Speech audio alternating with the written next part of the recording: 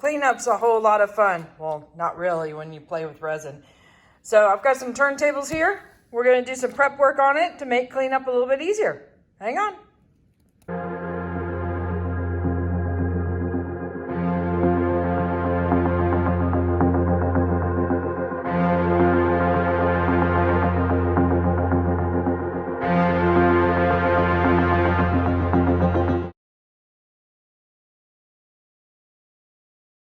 Howdy, howdy, everyone. This is Clara Lawrence.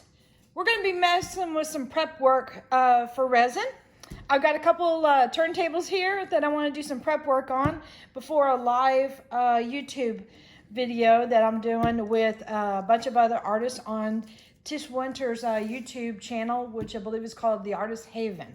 So I'll put the link in the description below because once this is aired, the video is probably already come and gone. So hopefully you guys can join us anyway and y'all get, well, go subscribe to her. You'll want to do it because there's a lot of fun going on over there. Anyway, so I'm doing some basic materials. I've got artist tape, but I've also got my go-to prep, which is liquid latex. And I believe the company, it's like Monsters Liquid Latex. It's a makeup product for special effects. So I'll put the link in the description below so you'll get to see that. But I'm going to do this in real time so you can see how difficult, or maybe I should say easy, it is to do this. Because I personally, I don't like doing the whole cleanup thing after resin. So the easier it can be, the better. So here we go. So another thing that's handy is paper plates, or I use a bowl. I've got a whole stack of them for the liquid latex, and some fun foam brushes. Funge brushes. I can't believe I was about to say funge. Foam brushes. There we go.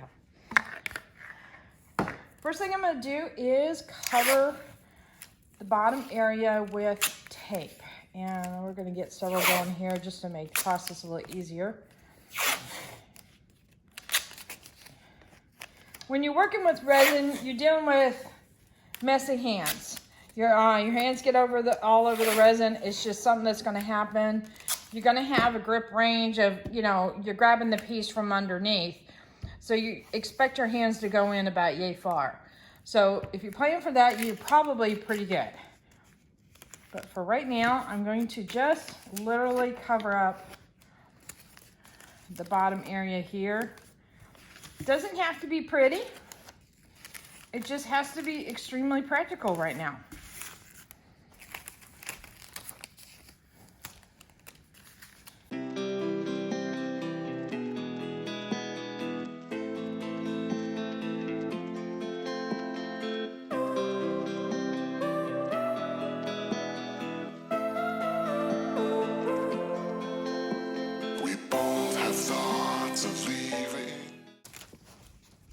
Okay, so we got enough grip overlap for our fingers to grab with our dewy palms and stuff.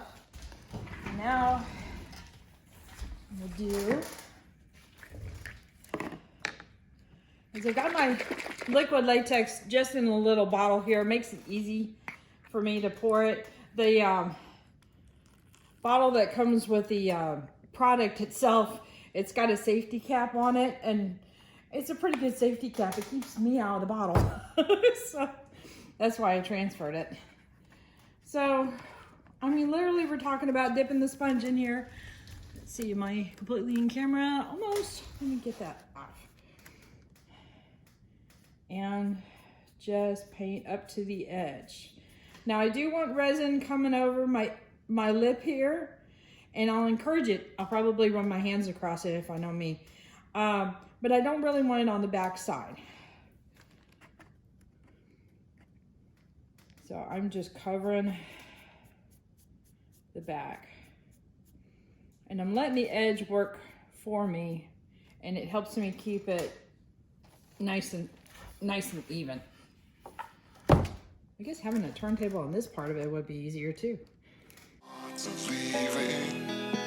When thoughts get thrown around, but we keep going on believing, and on till we're all cried out, 'cause we don't feel like throwing it all away.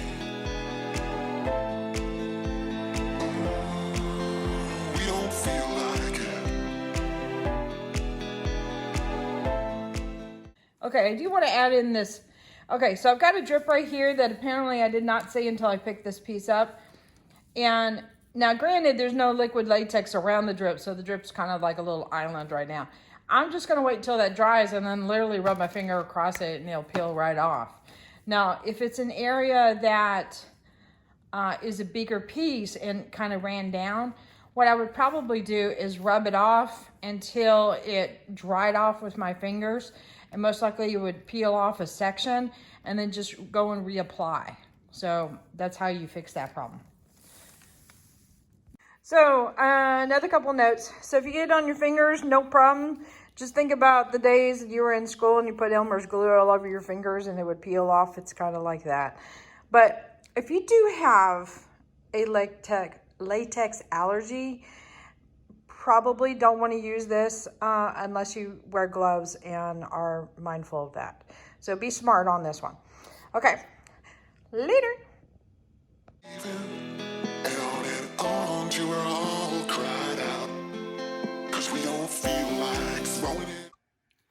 Hey everyone. Okay, so it's the next day after the pour. We are at about, I think 18 hours as far as the resin having a chance to cure. So it's still at what I would consider a soft cure. I could put my fingernails into it. It would leave an impression, but it would also self-heal. In other words, it would bounce back. So right now is a great time to remove drips because they're easy to peel off. So literally, I mean, I forgot to mention this, and it's very important.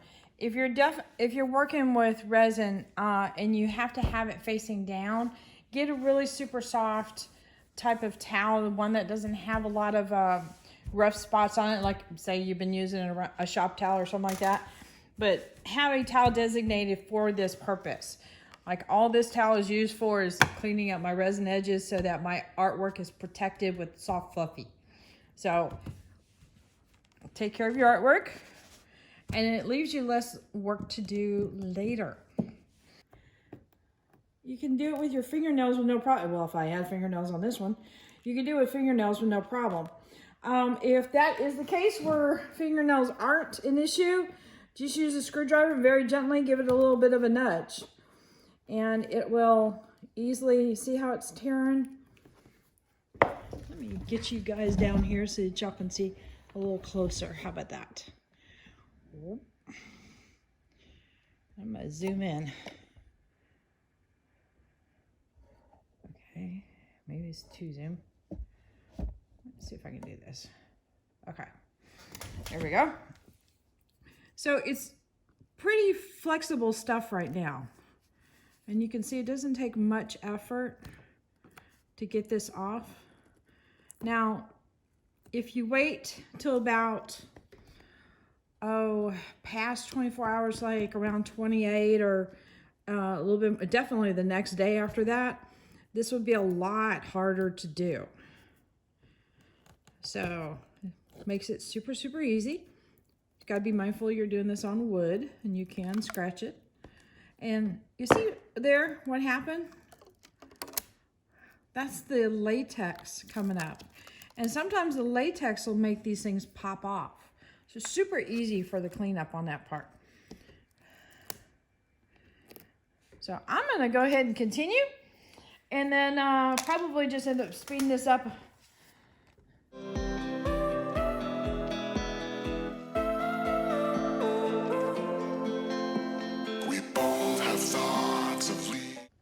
Super easy to do. And if you have a straight edge where it's a 90-degree angle, it's even easier. It's ridiculous how easy it is. I'll have to do this on back of ceramic tiles for those of you who do a lot of tile pouring, because you guys are going to be like, are you kidding me? That was it for cleanup?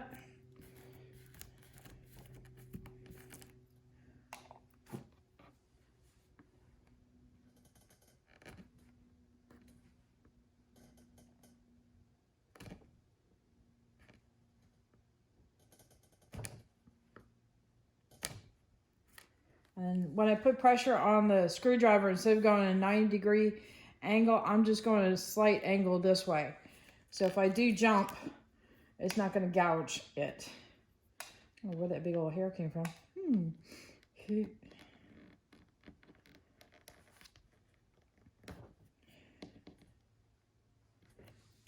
doing it very well.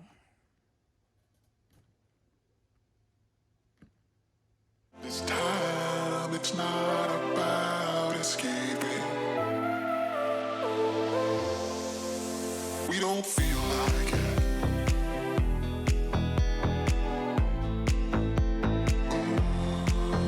We don't feel like it.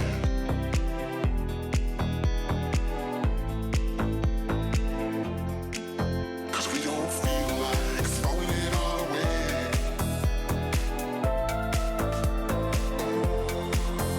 We don't feel like it.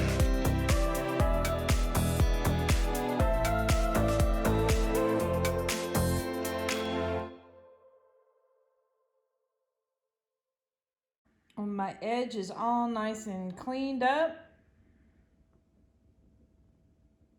Really happy about that. Didn't take very long to do it. All good.